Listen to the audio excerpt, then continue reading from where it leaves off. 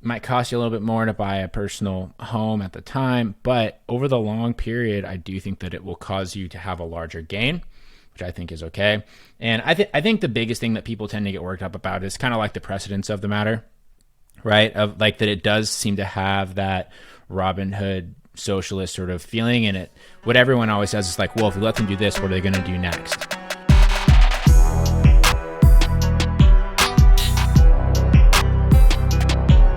What's going on, guys? Welcome to this episode of the Collecting Keys podcast. Today it is Wednesday. It is another episode of the Mike and Dan Show, where I, Mike DeHaan, and my co-host here, Dan Austin, talk about real estate investing, business, and whatever else we feel like for the week. Cool. Well, we are currently end of April, and all of the hottest news in real estate right now is about this new mortgage policy that Biden just pushed through. And this is not this is not a political show. I do not have any political beliefs or affiliations of myself as far as all of you are concerned. But it is something that's super relevant to our business. And depending on where you fall on the spectrum or like how you look at it, there's a lot of different ways you can view it. So if you are unfamiliar with this policy, and Dan, you can correct me if I'm wrong, but very basically, if you have a higher credit score, what's the threshold? It's like 650. 680 is what I heard. And by the way, like there's tons of things out there that's probably misinformation. Yeah, right. It's all misinformation. Do your own research. We'll just give you our interpretation on it. But if you have credit scores above 680, essentially you are now going to have to pay a 1% additional cost on home mortgages. If your credit score is below 680, you're going to get a 1.25% discount on home mortgages. And the general thought with it is they're trying to make it so that home ownership can be more affordable for people that have lower credit, assuming those people are less well off, which is also funny because tell you what, when I used to work at a hard money company, I knew some people that were fucking rich, dude, that had a lot of investors that had a horrible credit. You know, like I remember a guy, he sent me his bank account, his bank account. He had $5.5 million in his bank account, just in cash, but his credit was 620. Well, good news. This guy now gets a 1.25% loan discount on it. Yeah, right. Yeah. So, yeah, and like, I mean, don't get all upset like Robin Hood here, like we're stealing from the rich, giving to the poor. So many people jump to like the socialism, like this is bullshit. And I can understand like there's an argument for whatever you want to say on that side of things, but like if you just break it down and don't just look at the misinformation that's sent out there, there's some benefit to us as investors here, like huge benefit. And it's, in my mind, at the end of the day, this is just another housing subsidy, which we as investors love housing subsidies. We also love it when the Fed says we're going to make interest rates, we're going to hold them to record lows at 0% on the federal funds rate so that we can all go and get 2% and 3% mortgages again and cash flow like kings. This is just one of those other scenarios. We're not dropping interest. It is kind of, maybe it could potentially be inflationary. I don't know about that. Again, I'm not a macroeconomist, but what I know from myself as a real estate investor is I see, so lower income people can now afford to buy housing, and those people tend to buy entry-level houses. And what do flippers and wholesalers and real estate investors like us like to do? We like to sell people entry-level homes at that price point, and we typically sell them to these folks, and now more people can afford our product. So that's kind of I think that's one of the most overlooked things with this is making that buyer pool larger is going to make home values go up for everybody, honestly. Because home values, despite what everyone seems to think about hedge funds and all sort of bullshit, right? It's all comes down to supply and demand at its core. Right. Mm-hmm. And if demand can now increase because stuff can become more affordable, the demand's going, there's going to be more people wanting to buy. Your home property values are going to go up. And especially in like that lower tier price point, that's going to happen first. And then that will trickle up to the higher tier price point. And then all of a sudden it'll just keep going. So, sure, it might cost you a little bit more to buy a personal home at the time. But over the long period, I do think that it will cause you to have a larger gain, which I think is okay. Mm-hmm. And I think the biggest thing that people tend to get worked up about is kind of like the precedence of the matter, right? Of like that it does seem to have that Robin Hood socialist sort of feeling in it. What everyone always says is like, well, if we let them do this, what are they going to do next? Right? Which is Yeah, of course. It's a slippery slope, But what if there's a Republican office and they spun it a different way, like that this was some sort of like infrastructure act and we're going to invest in housing and we're going to give construction people jobs? Because you could spin it that way, because when you have these lower tier price point homes more available, or at a cost that's more available to people that would buy them, it's going to, like you said, it's going to continue to trickle up and drive demand in all asset Well, literally classes. the only reason they don't spin it that way, right, on the Republican side, is because we have a Democrat in office.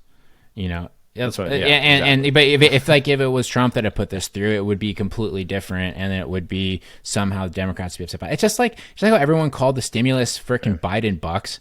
Those started when Trump was in office. You dumb shit. I want some Trump. I know, bucks, right? I want some Trump and Biden bucks. Yeah, but like it's so stupid. It doesn't make any sense. I know. Yeah, I don't discriminate against who gives me free money.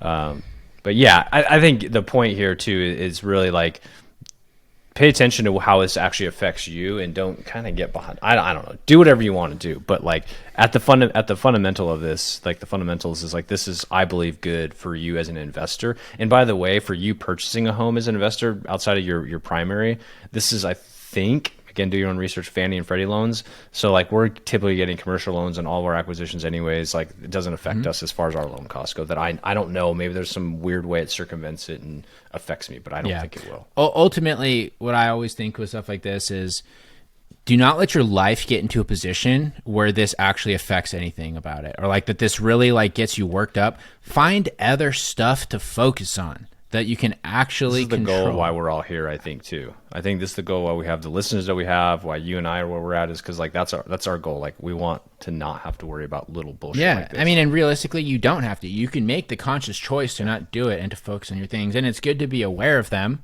But if you're the kind of person that now goes and expends a bunch of personal, emotional energy on this or on these sort of situations, I don't know what to tell you. You are taking that away from other parts of your life where your entire like lifespan could benefit from putting that emotional energy towards it. But instead, you're giving it to the talking heads who don't give a shit about you anyway.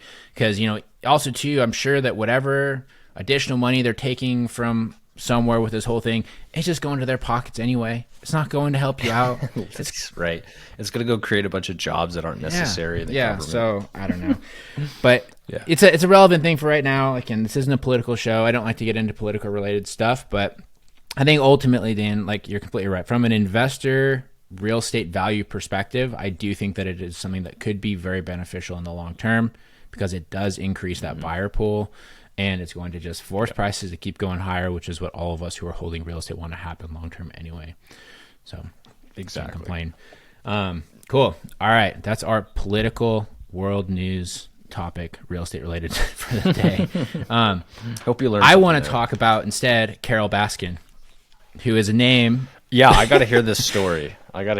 From Old West. I missed the call, our group call on Tuesday, and it's a name that many of you have not heard for a while. If you don't know who Carol Baskin is, not since 2020. Yeah, there was that Tiger King show where I never actually watched the show. I just know of her. Oh, I feel like it. I'm surprised it didn't win an Emmy. It's such a good show. It was so. It was just like the perfect time with COVID. I don't watch it like that because I refuse to support those kind of people. So she was like the wife murderer of like the crazy Tiger King guy. Whatever. Well, no, the Tiger King is a different character in the show. I have no idea. Crazy. She's the crazy wife of one of his competitors, and then became competition. I believe. I can't remember exactly. Either way, please correct you can correct us if you're really into the Tiger King. First off, listen to what I said before about politics. Go find something else to care about. But I just think all the meme stuff has become kind of a figure. But anyway, so in our instant investor group, we have one of our members, Wes, who comes onto our group call on Tuesday, and he's like, hey, so I took a call this morning from Carol Baskin, and we were like, what? Like, actually? And he was going through this situation. It's not the actual Carol Baskin, but it's literally a lady's name. But this lady, that's her actual name. But this, oh crap! I thought we were just joking. No, that's literally her name. Dude, that is unfortunate. And the situation going on with this lady's house sounds eerily similar to like a tiger sanctuary, except it's with bloodhound dogs, right? And so. Bloodhound dogs, so like the big like hunting dogs, right? That they have, like the Gotcha. bloodhounds, whatever, you know what I'm talking about. Yeah. The big ears. The big they have ears, yeah, like right? the ones that they, Floppy not ears. like the kind of like the fat ones, but the ones that they use for like hunting stuff. And so she has a bunch of these things, and he's like at her house. She had like these like really weird cages in like these dark parts of the house, and she had like all these dogs in like this outside area and all this sort of thing. And he was going through it, and the motivation with this deal, and this is just going back to the good old days of Mike and Dan talking wholesaling. So the thing is they had someone break into their house and basically try to kill her. And she suspects that it was a hit put on her from her ex-husband. And it was so recent that there's still literally blood on the floor from where she dragged herself to the phone to call for help. Freaking Oh, she actually got like Dude, hurt. Like this wasn't like she a fought real. Like, no a she fake like thing. fought off the person and like called for help and like my did this, and it's God. just nuts. And she said that she's like all over the place, as you'd expect with this whole thing. She's trying to get out of the house, but later her name's Carol Baskin. I was like, bro, when's the Netflix special about this version coming out? Like, this is getting crazy. Right. So the bloodhounds are not in the house now, or they were. I'm just curious if like this whole like nightmare of a situation where they like there and like saved her life and they chewed off this guy's arm and there was like a finger somewhere under the cupboards. Yeah, or I don't something. know all the full details. Let me pull up our Slack. There's a verse story. Yeah, it sounds like a hit. That is There's blood on the door. Assaulted her and then disappeared. Hasn't seen her ex since. Waiting for the divorce to finalize so she can get out of this property. And so first off, I mean, it's tragic what happened. We shouldn't laugh about it, but it's freaking crazy. This is like one of those reasons though about why our business exists, because the house is in a huge state of disrepair. It's a crazy situation with the dogs. Right. There was this bad stuff that happened in there. She wants to close it quickly, and it needs a lot of work. What's a realtor going to do in this situation? Poof, Exactly. Not going to be Nothing. sympathetic to it. Walk Yeah, away. right. Yeah, and it's probably a lower price point house because it needs work, and so the commission is not that great. And also so. imagine, I always like to think about this when people they kind of make fun of investors about why don't they list the house. Imagine this situation with a realtor bringing through retail buyers, where retail buyers always want to know weird stuff like, what's the story with this house? It's like, well, do you really want to know? Do you want to know? Yeah. So let's start with the seller's name's Carol Baskin. But no, man, it's such a crazy situation. I mean, I think as of this came up on Tuesday, I think he's getting it signed around today actually, so it's pretty sweet. Dude, that's sick. But yeah, I mean, it should be a pretty basic flip, carpet, paint. You know, it's got to fix a bunch of like little odds and ends, some windows, clean the blood off the floor, Get some bleach to clean off the murder and then whatever it scene. takes to clean up, you know, dog farm. I don't know how many dogs there actually Dude, were. remember that house we bought that had the whole basement? Was that dog poop or cat poop or both? Like the Dog whole poop, floor was in covered the in that. condo. That actually cleaned up surprisingly well. Cat pee is another thing, but like that actually cleaned up Well, well. it digs it digs was on slab. If it's on wood, it's different because you got to start ripping up the subfloor. Right, yeah. I feel like though, like cat pee even in concrete would be terrible, but like, yeah, that wasn't bad. Smoking is the worst, but yeah, Some of the animal situations that we get into are just crazy. Like, I mean, you know, you remember when we bought Frederick? There was literally a room full of birds. They had like not just birds, like lot of birds. 50 And of them. here's the thing: is I swear to God, like things that I do not like. We've bought a house for things that I'm either deathly afraid of or just don't like birds. That's the one animal I just do not understand why people would have that in their house because they are so Are frightening. you afraid of birds?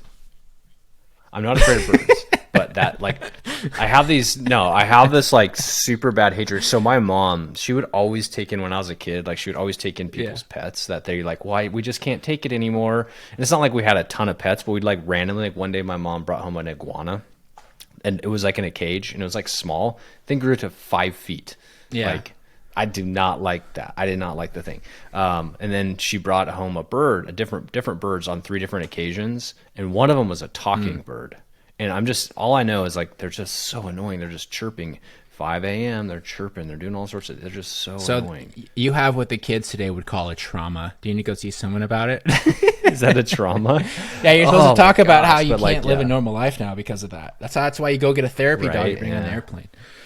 Good idea. Yeah, but we've had that. I mean, we had the people that we had to rehome their dog, Tony, remember, because that dog was just like living in the basement. Oh, yeah, that was super sad.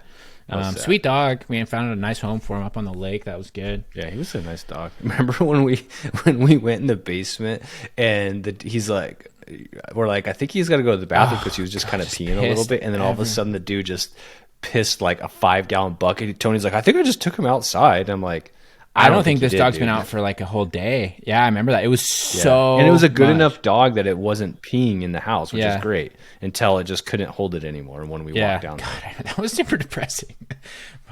It was. Did I tell you I saw Tony not too long ago? I think you did. You saw he was walking down Monroe. Had his cane, man, just doing his thing. This is the seller. He's probably one of my favorite sellers. This is the seller that went and we bought his place, and he was moving into an apartment. He's an older guy and couldn't handle the house or the duplex anymore and all that sort of stuff. That before he even moves out, he went and bought a $50,000 truck. Like, and I asked him how much. Actually, I think he said it was like 60. He doesn't even have a driver's license. We bought it from one of those like kind of sketchy like used vehicle places, right? Where they like make it look really good, but it's still like not a nice vehicle. Well, then like new big tires on the truck and like shined it up real nice. But I remember we were helping him move. You know, when we showed up at his house at 8 a.m., when we told him that we were going to be there to help him move, and we knocked on the door, and he was still asleep and hadn't packed anything yet. So we helped him pack up his whole house and pile it. But then remember, he got into his truck, and we were behind him in your truck, and he literally just did an illegal U-turn across 4 lanes of traffic to start going the wrong way. I was like, oh my God, what is happening? Yeah, I do remember that. Yeah, he did not. Yeah, he should not have been driving. And he owned 2 cars at that point because he already had maybe 3 cars at that point. God, it's hilarious. Yeah. Wow. But anyway, just reminiscing. So many deals that we've done in a relatively short period of time. You know what's crazy, though, is how many deals you remember, right? Like, I was actually clicking through just like a lot of our records. And even though we've been doing this for quite a while, I can tell you details about the vast majority of the deals that we've done. Even ones that like I never walked or anything. I just remember little pieces of them because like everything in the off-market world is so weird. You know, we like there's always like high points and inflection points in these conversations that you're like, oh always, God, man. It's so strange. Like even like another one of our instant investor guys, McKinney, he has his deal that he's walking through right now, and this is just like the kind of sellers that we deal with. So like the house has like rotting joists and like all these sort of things. Like the house is like about to cave in. Like there's no way this dude can sell this house normally. But the guy's claim to fame is he's like a super. I'm trying to think of like how to describe him.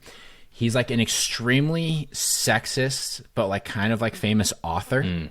So he's like published all these books that like incels read. And seriously, and like a lot of them are like they have these like weird religious undertones and stuff. But McKinney said he had all these books all over that this guy had wrote that were like anti-women. My gosh. And what is it? And he's going through, and of course the guy's completely irrational about asking price and all sorts of things. The guy's insane. And I was chatting with McKinney about it. He's like, yeah, I'm just excited for there to be a day where there's like a normal conversation where someone's like, hey, I want to sell my house. Do you want to buy it? And it's like, yeah. And then they work out a deal. And I'm like, over the hundreds of deals that we've done, there's probably been, I don't know, a dozen that are like that. Yeah. Maybe. Not very many at all. It's super, super rare. And if that happens, then the whole it gets boring. Yeah, right.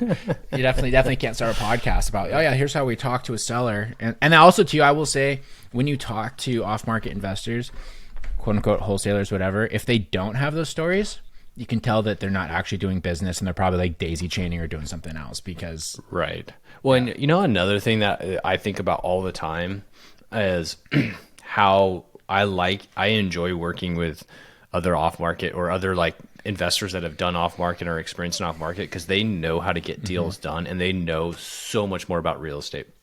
You go and talk to somebody who, you know, either just uses an agent, buys off the MLS, or maybe they're an agent themselves and want to be an investor, or just somebody that's hasn't done this type of real estate. they know surprisingly little about how to get transactions done. Like so little. And when I say that, I mean especially when you run into issues during a transaction, because there's issues with lenders, there's issues with sellers, there's always issues with buyers, there's issues with title, lawyers, all that stuff, and not having the experience or creativity to solve those problems. Like, oh, I guess we're just gonna have to delay or cancel the transaction. It's not gonna work out. It's like, well, you've got like 200 other options to think about in this situation. Yeah, and what you described there is why I think it's such a farce when people say that wholesaling is like a get rich quick scheme, because like the marketing and sales side aside, which is challenging, having the flexibility and the knowledge to overcome situations like that, or to just like, you know, figure out how to realistically broker both sides of the deal. Because as a wholesaler, you're basically brokering the seller and the buyer. You know, you have the contract with the seller, you have the assignment contract with the buyer. You need to make sure that both sides do what they need to do to get it done. And you need to have enough knowledge and experience about what's required on both sides to make sure that it's actually happening, right? Because, you know, you can rely on an escrow company to an extent, but as we've found, it varies heavily by market. Like we have some escrow companies, like these people we've worked with down in Baton Rouge, that are freaking awesome. They are on it. Yeah. Super but then, definitely not giving them a referral. Yeah, right. Sorry, but, not live. Yeah, but then we have other ones that we've worked with, and they wait until 2 days before closing to be like, oh yeah, we actually recognize there's an issue in title, and we can't close. I'm like, well, what have you been doing for the last 3 weeks? But those are all things that, you know, when those situations come up, you can overcome them, but you have to know what you're doing. And if you don't know what you're doing, you have to know enough about the general process to figure that out, because most of it, you can't just like Google the situation and there's going to be like a bigger pockets post, right? Like that's not how it works. You have to be able to understand the real estate process enough to recognize the patterns of things that are issues and fix them. And one of the things that I think really affects wholesalers who are trying to scale is, I mean, I'm talking to one of our old partners right now about this, is they're not willing to put in the extra work to get deals done, right? And because they're like, oh, well, it's not worth my time, and all sorts of things. Like that is literally the business. If you don't want to do the extra stuff to get deals across the finish line, don't do this. Like if the seller was completely self-sufficient, they wouldn't need you. Okay. Yeah. You know, the buyer can be more efficient, but that's, you know, you still need to vet them, because we've had buyers back out last minute because they don't know what they're doing. Yep. And, you know, it's just an interesting, it's more, that's how it's so, how much of a service facing business it is. And I think a lot of people tend to forget that. Yeah. Well, and I think too, when you think about real estate and a real estate agent, say 20, 30 years ago, so let's just say before Zillow versus now, real estate agents now don't really have to network and broker deals. They just know that if they put on the MLS, it's going to get on Zillow. Not only are agents going to see it, but other buyers are going to see it because it's free for them to see it. They have all these email distribution lists, which, mind you, just are terrible to get on, because then every broker not only puts it on the MLS, but then they email their little sheet out on it, which is fine, whatever. But like, there's just not a lot of brokering going on. We're on the off market. There's no market, right? So you are creating the market. You are brokering the seller side and having to procure buyers. And so there's just so many more challenges with that, and so much, I guess, opportunity to learn and develop skills. Absolutely. And that's the reason why we can make $40,000 on a $150,000 home. You know, yeah, or why we might only make 10 grand. Exactly, right? And that's something that so many people don't understand. And I actually get this a lot when people reach out about you know, wanting to work with us in either our group or in our partnership program in like some of like high ticket markets. Is the biggest thing always come up is around like margins and like what can the expected deal size be?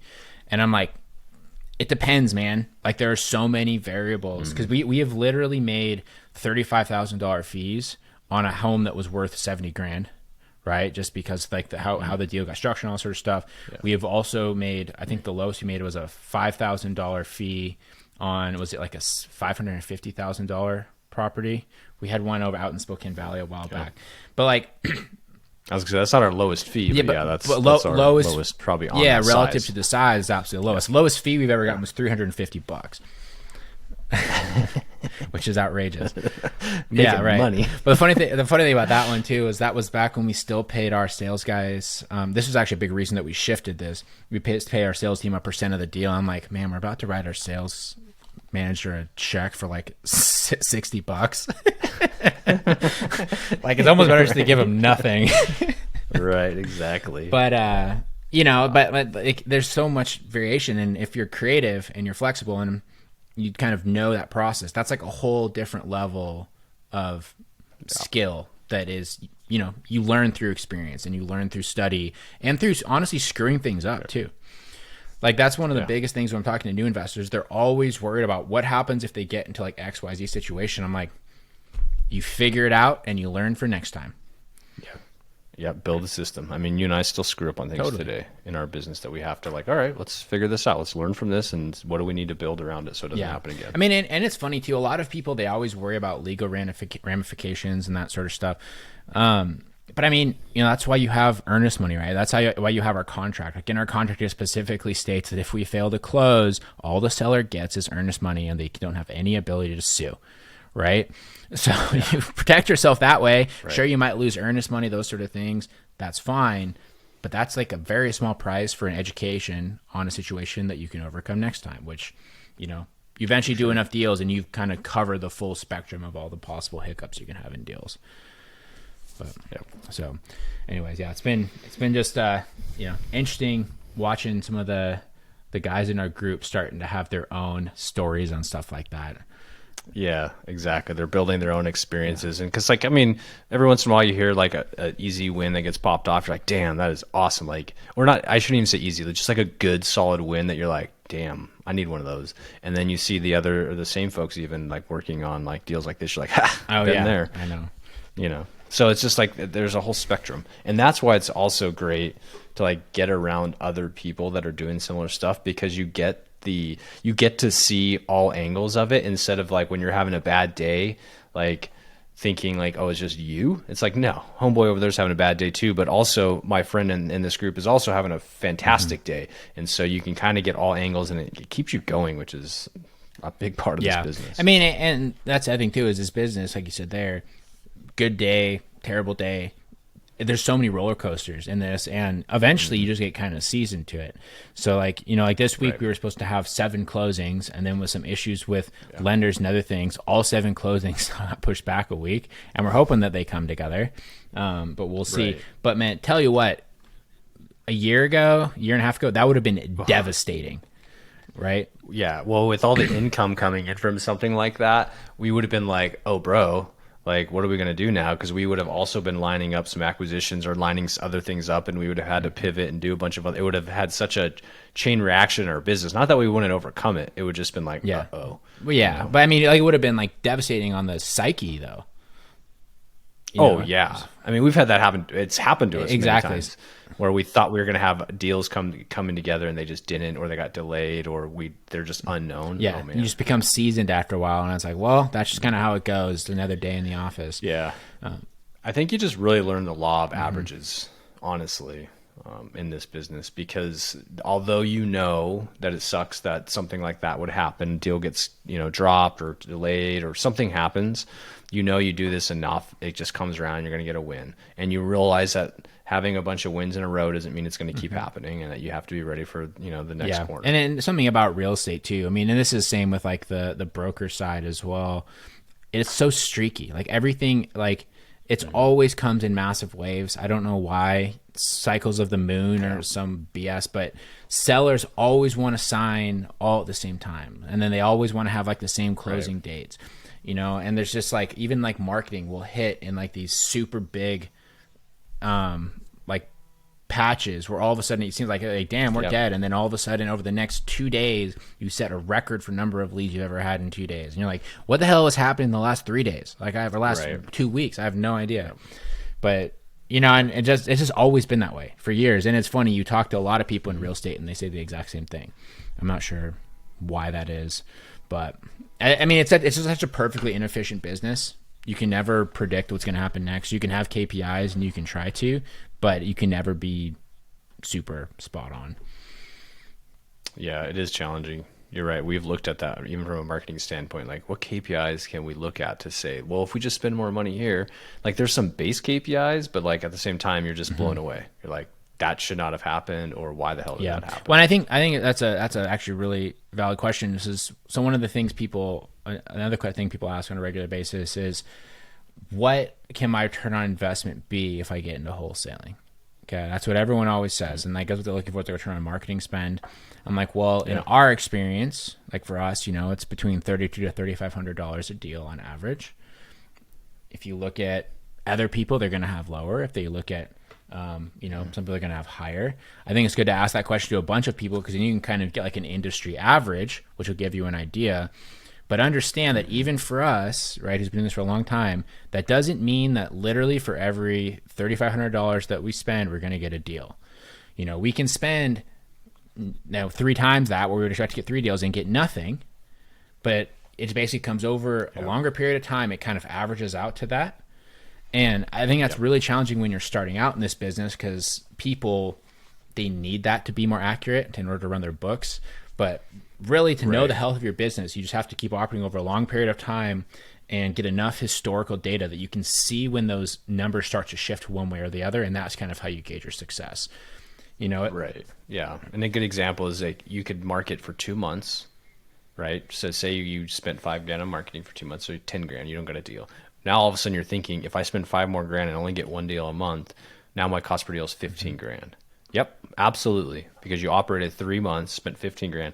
But hopefully by the end of that 12 months, I don't know if that's enough time, but about that 12 months, if you were consistent that whole period of time, that's when you're going to start seeing that trickle back down to the actual, industry average, which is typically around $3,000 to $3,500.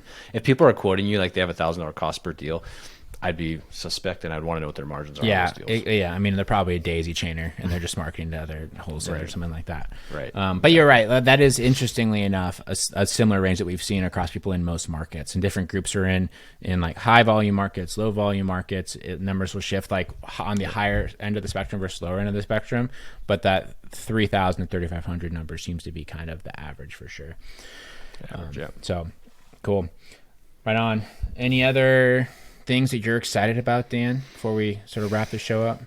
No, I'm excited. When this show drops, we'll be in Scottsdale. It'll be hotter than heck compared to where we're at recording this, but that's going to be a fun little mastermind for us next week to help grow our business. I'm excited about that. We're going to this mastermind this next week that it's with our business coach, with Steve Rozenberg, who you guys might have heard on the show a couple of weeks ago. We hired him to be our business coach, and he's putting on a little mastermind down in Scottsdale, and it's I'm gonna say it's like the first mastermind that I'm going to that isn't going to be so like almost 100% real estate. It's like true business, because like even the Go Abundance meetups that we go to, they're not technically real estate, but every single person there is a real estate business. They have some real estate background, right? They may not have started there or ended there, but that's no, you're right. And it's funny because Steve was not our coach before we had him on the show, so it aired probably when we aired he was our coach, but after we listened to him, we jumped in and started meeting with him and signed up with for his coaching because we just liked him so much. But he's a real estate guy, but also we are always fascinated by just his diversity and his reach across different industries and different people and different celebrities. So like we really, I think, appreciate that, because that for us running a business, we are pretty good at real estate. We're not experts in all asset classes and everything, but we're pretty good at it. We got enough of that. Now we're really trying to scale our business, and that's just a different skill set. It is, yeah. And the thing that's been great too is almost the entirety of it. Like, I don't even necessarily know if he knows that we run a real estate business. He doesn't care, right? It's all from like a business operations perspective, and so a ton of it is focused around how to properly build systems, how to actually build a business structure, and get out of the, just like hustlepreneur mentality, which is funny. I would actually say that today. So we hired some new staff members this week, some virtual assistants from this company called Rocket Station, who you're actually going to hear a podcast from them here in a couple of weeks with Greg Brooks. And literally the best virtual assistants I think we've ever had in terms of like traditional like Filipino VAs. In the way that they came in, they are extremely educated. They already know like how our business works, because that's what this Rocket Station company trains their VAs in. Yep.